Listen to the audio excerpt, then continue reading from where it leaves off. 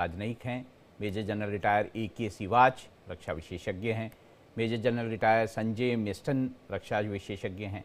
रविंद्र सचदेव विदेश मामलों के जानकार और सुबीर नंदी बाबू पत्रकार जो बांग्लादेश से हमारे साथ जुड़े हैं। आप सभी का स्वागत है। मैं इस बहस को शुरू करने से पहले एक बात आपको ज़रूर कहना चाहूँगा कि हाल ही की घटना है आज की कि असम की पुलिस ने 8 आतंकवादियों को गिरफ्तार किया भारत में, और ये गिरफ्तारी जो है केरल में हुई है। ये सभी बांग्लादेशी हैं। इसमें से एक व्यक्ति जो है, एक जो आतंकवादी है, वो अलकायदा का मेंबर है।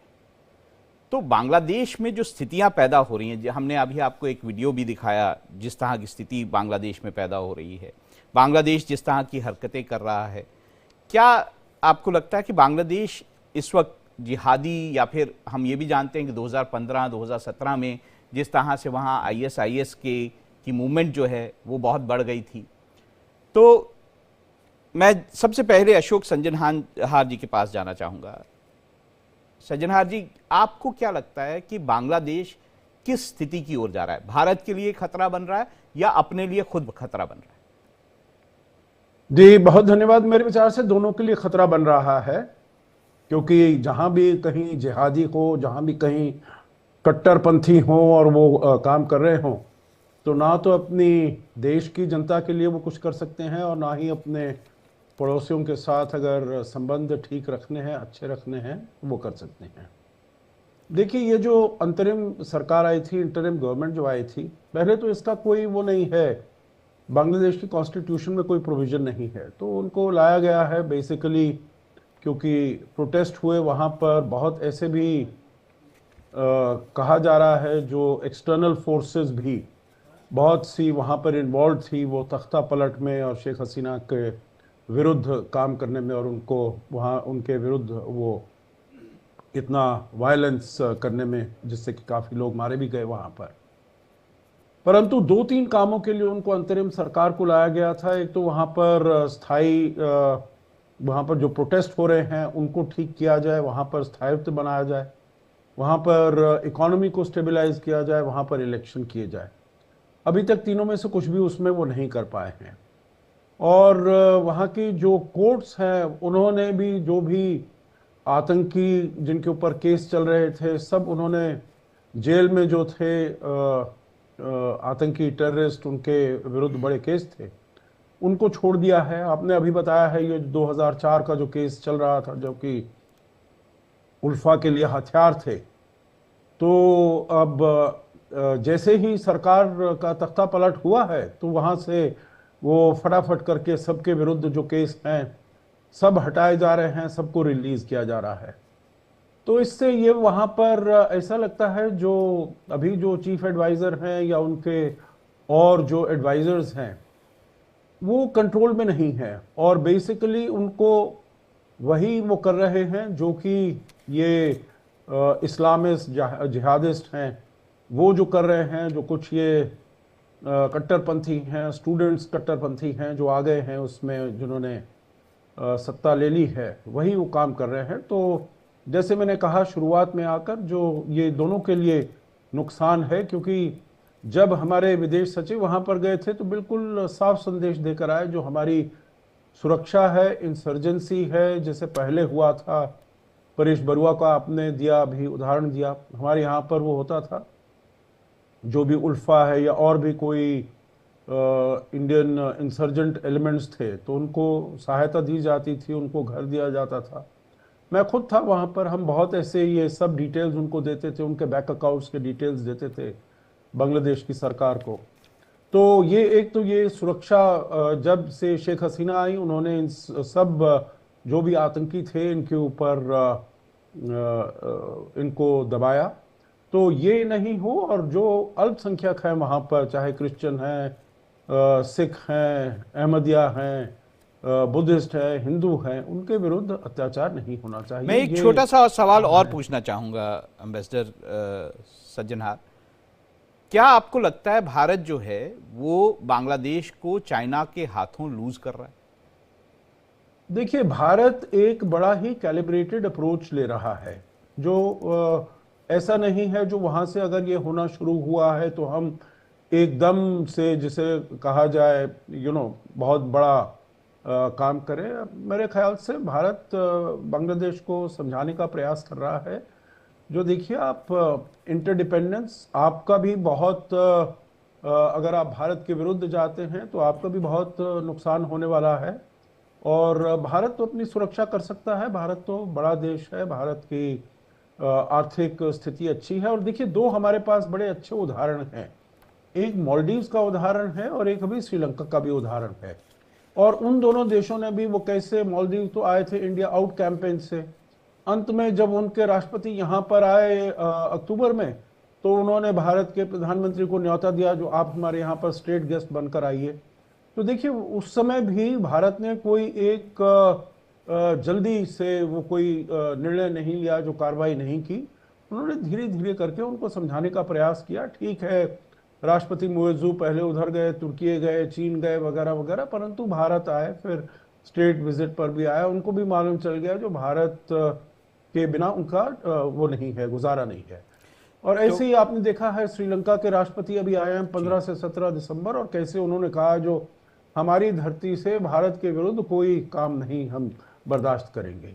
तो हम समझते हैं जो बांग्लादेश भी को थोड़ी समझ आनी चाहिए, अपने फायदे में, भारत के फायदे में नहीं, अपने फायदे में, उनका अपना फायदा है। मेजर जनरल सिवाच को मैं लाना चाहूंगा इसी बहस में। जी मेजर जनरल सिवाच, आपने जो विजय दिवस पे वहाँ के स्टेटमेंट देखे, वहाँ पर जो लॉ एडवाइज़र हैं आसिफ नजरुल, उनका ये कहना था कि भारत 1971 की वॉर में केवल अलाई था। आप इसे किस नज़रिए से देखिए? सेना ने जो सेक्रीफाइस उस दौरान किया है वो कोई भूल नहीं सकता है। तो आप इस तरह की स्टेटमेंट्स को, क्योंकि वहाँ पर जो स्टूडेंट लीडर हैं जो इस्कॉन में बैन की बात भी दोहराते रहे हैं, हसन अब्दुल्ला, वो भी इस तरह की बातें कर रहे हैं। उन्होंने भी ये कहा कि India is a direct threat to Bangladesh independence and territorial integrity. आज इस माहौल को 1971 के कंपैरिजन में कैसे देखते हैं?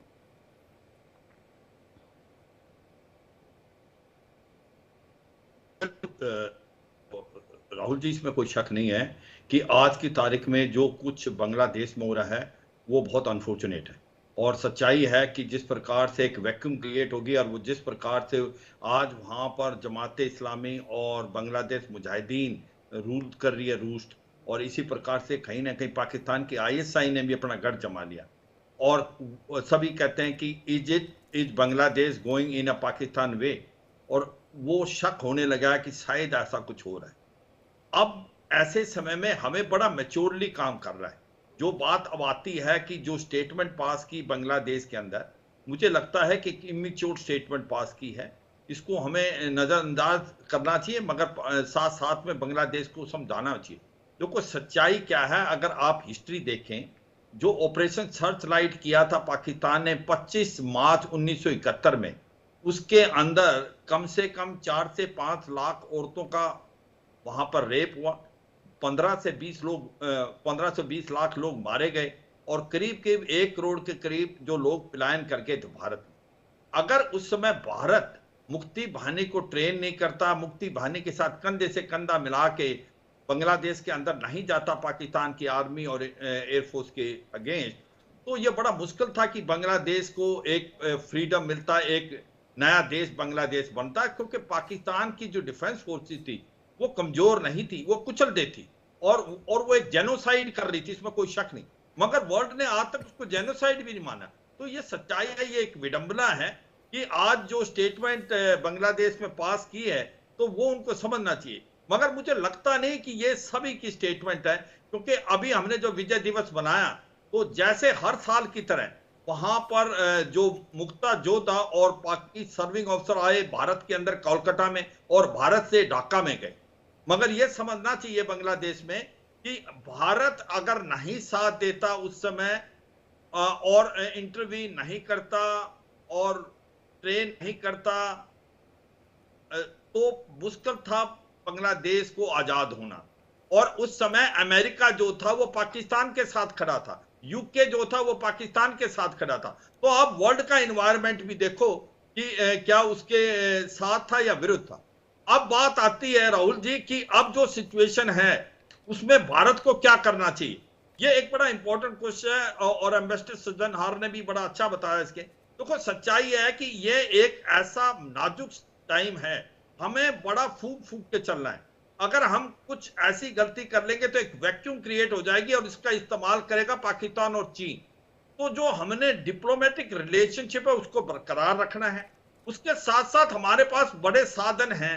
हमारे इकोनॉमी को अगर आप देखें, अगर बांग्लादेश का लार्जेस्ट ट्रेडिंग पार्टनर भारत है, यहां से जो पावर जाती है, बाकी चीजें जाती है, तो हम इनडायरेक्ट प्रेशर डाल सकते हैं, ना कि कुछ ऐसा करें जिससे रिस्क आए, मगर एट द सेम टाइम हमें फोर्सिबली करना है। और जिस प्रकार से अभी किया था, जो हमारे अभी जो फॉरेन सेक्रेटरी गए थे, तो विक्रम सिकरी, उन्होंने बड़े साफ सुथरे शब्दों में एक प्रकार से मोहम्मद यूनुस को बताया है, और मुझे लगता है बांग्लादेश को समझ आएगी, क्योंकि बांग्लादेश और भारत के जो रिश्ते हैं वो बहुत ही गहरे हैं। ये 53 साल में दोनों की डिपेंडेंसी बहुत है, कनेक्टिविटी है, पीपल टू पीपल कॉन्टैक्ट है, कल्चरल हमारे रिलेशनशिप बहुत है। और सच्चाई है, मैं रविंद्र सचदेव साहब को भी इसमें लाना चाहूंगा। तो मैं यही कहूंगा राहुल जी कि हमें सोच समझ के चलना है। और बड़ा अच्छा उदाहरण अशोक सज्जनहार साहब ने दिया था, एक मालदीव का और श्रीलंका का। ये दोनों ऐसे एग्जाम्पल हैं। मोहम्मद मिजू और जो इंडिया आउट के कैंपेन में आए थे, आज वो भारत के साथ अच्छे रिलेशन है। और इसी प्रकार से अगर आप श्रीलंका में देखें, जो अभी प्रेसिडेंट अनुरा कुमारा दस्सनाइके हैं, वो एंटी इंडिया थे, मगर वो सबसे पहले भारत में आए, क्योंकि economy plays a major role. उसको मालूम है अगर जो श्रीलंका को इकोनॉमिकली अच्छा होना है, तो भारत से ज्यादा अच्छा कोई मित्र नहीं, क्योंकि वो मैं रविंद्र सचदेव साहब से पूछना चाहूंगा। रविंद्र सचदेव साहब, जो बात उठी कि क्या बांग्लादेश हमारे लिए एक और पाकिस्तान होगा, जिस तरह से वहाँ soldiers of caliphate in Bangladesh sir उठा रहा है, जिस तरह से वहाँ पर हिंदुओं पर अत्याचार हो रहा है, हम ये भी जानते हैं कि बांग्लादेश हथियार खरीदने के मामले में उसका पार्टनर पाकिस्तान है सबसे बड़ा, दूसरा चीन है। और अब जिस तरह से वो तुर्की से हथियार ले रहा है, या फिर जिस तरह से उसने J-10C जो चाइना से जो सौदा करना चाह रहा है, ऐसे में देखिए दो एग्जाम्पल और दिए गए, एक श्रीलंका का एग्जाम्पल दिया गया, एक और एग्जाम्पल दिया गया। दोनों ही कंट्रीज जो हैं उनसे हमारे कोई लैंड बॉर्डर्स नहीं। ऐसे में बांग्लादेश बहुत ही पोरस बॉर्डर, आप एक खेत में एक पाँव दूसरी साइड रखें तो बांग्लादेश है, और इधर रखेंगे तो भारत है, इस तरह का बॉर्डर है। क्या आपको लगता है जिस तरह से जिहादी एलिमेंट्स वहाँ पे बढ़ रहे हैं, जिस तरह से पाकिस्तान का इन्फ्लुएंस बढ़ रहा है, जिस तरह से चाइना बांग्लादेश को इस्तेमाल करना चाहेगा, हमारे लिए, भारत के लिए एक और मुसीबत है? Thank you very much. I think ambassador Sajjanhar और जनरल सिवाच ने ऑलरेडी इंडिकेट कर दिया है कि सिचुएशन डेफिनेटली वरीसम है और चैलेंजिंग है। इसमें एक और फैक्टर मैं देखता हूं, जो अगर हम बांग्लादेश की हिस्ट्री देखें, बांग्लादेश की हिस्ट्री में ये जो दोनों पार्टीज हैं, शेख हसीना की पार्टी और BNP, इनका ट्रेंड और पैटर्न ये रहा है, जब एक पार्टी आती है सत्ता में तो वो दूसरी पार्टी के खिलाफ एक्शन लेती है, सख्त पॉलिटिकल वेंडेटा करते हैं, इसमें कोई डाउट नहीं है, राइट। अब बात है कि शेख हसीना जब लंबे समय सत्ता में रही, भारत के खिलाफ जो ये ओपिनियन बांग्लादेश में बन रहा है, उसका एक जो अहम रीजन ये आ रहा है कि शेख हसीना ने बांग्लादेश में, हम कहीं कट्टरपंथियों के खिलाफ या इस्लामिक फंडामेंटलिस्ट के खिलाफ जो कदम उठाए, सख्त कदम उठाए, वो भारत के कहने पे उठाए। ये नैरेटिव है बांग्लादेश में। बांग्लादेश ने जो इंटरनेशनल क्रिमिनल कोड बनाया 2011 या 12 में, राइट, जिसमें उन्होंने डेथ सेंटेंसेस सुनाए काफी लोगों को और काफी एग्जीक्यूट भी करे गए, तो कट्टरपंथियों या इस्लामिक फंडामेंटलिस्ट का ये कहना है कि वो इंटरनेशनल कोर्ट ही बना था भारत के प्रेशर में। मुस्लिम, हम कहते हैं एक्सट्रीमिस्ट, वो कहते हैं जो उनके नेता थे, व्हाटएवर, और जो शेख हसीना के खिलाफत में थे उनको जेल डालने में और उनको एग्जीक्यूट करने में। ये एक बहुत बड़ा नैरेटिव है जो कि भारत के खिलाफ है बांग्लादेश के अंदर। तो अब यही जो हो रहा है अभी, हम जो खबर देख रहे हैं, जिनको डेथ सेंटेंस से लाइफ सेंटेंस कर दिया, उल्फा, या जिनको भी